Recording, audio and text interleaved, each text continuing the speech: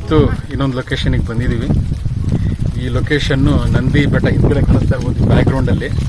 ನಂದಿ ಬೆಟ್ಟ ತಪ್ಪಲಲ್ಲಿ ಇದೀವಿ ನಾವು. ಇವತ್ತು MSK ಪ್ರಾಪರ್ಟೀಸ್ ಅಂತ ಹೇಳಿ ಅವರು ಡೆವಲಪ್ ಮಾಡಿರ್ತಕ್ಕಂತಹ ಒಂದು ಜಾಗದಲ್ಲಿ ನಾವು ಬಂದಿದ್ದೀವಿ.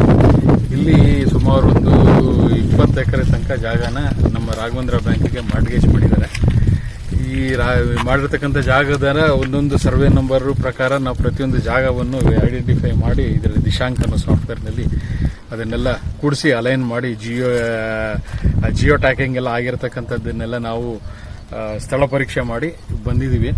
ಮತ್ತೆ ಇಲ್ಲಿ ನಮ್ಗೆ 90% ಜಾಗಗಳೆಲ್ಲ ಕಾಣಿಸಿದ್ವು. ಇನ್ನೂ ಒಂದು 10% ಅಲ್ಲೇ ಸುತ್ತಮುತ್ತಲೇ ಇದೆ. ಅದು ನಮಗೆ ವೆರಿಫೈ ಆಗಿದೆ, ಎಲ್ಲೆಲ್ಲಿದೆ ಅನ್ನೋದು ನಮಗೆ ಅರ್ಥ ಆಗಿದೆ ಈಗ.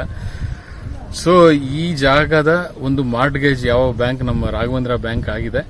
ಮುಂದಿನ ದಿನಗಳಲ್ಲಿ ನಾವು ಕೋರ್ಟಿನ ಗಮನಕ್ಕೆ ತಗೊಂಡ್ಬಂದಿದ್ವಿ.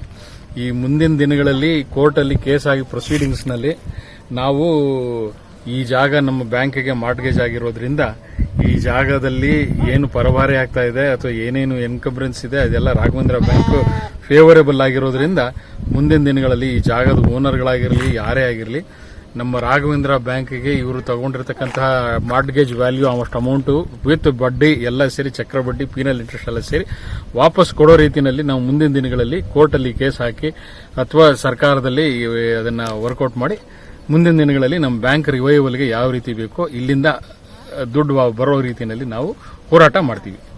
ಧನ್ಯವಾದ. ಮುಂದಿನ ಸ್ವಲ್ಪ ನಮ್ಮ ಈ ಜಾಗದ ಎಲ್ಲ ಒಂದು ಸುತ್ತಮುತ್ತಲೆಲ್ಲ ತೋರಿಸ್ತೀನಿ ನೋಡಿ. ಅಲ್ಲಿ ಹಿಂದೆ ನಂದಿ ಬೆಟ್ಟ ಕಾಣಿಸ್ತಾ ಇದೆಯಲ್ವಾ, ಇದು ನಂದಿ ಬೆಟ್ಟ.